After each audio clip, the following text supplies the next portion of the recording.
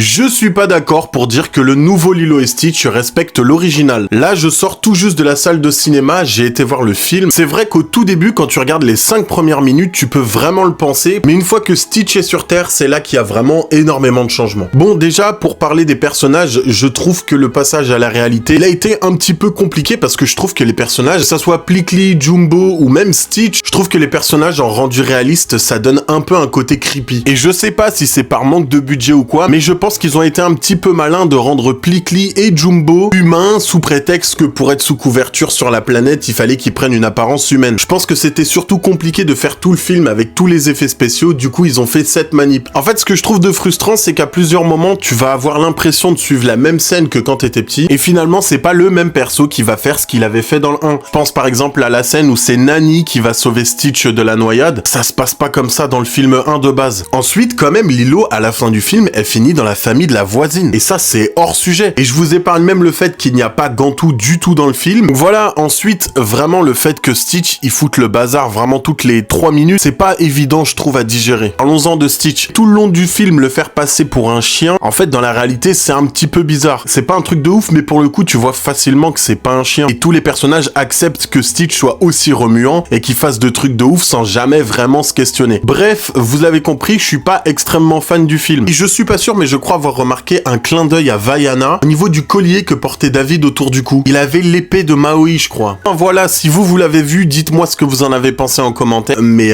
voilà, j'ai pas trouvé ça incroyable.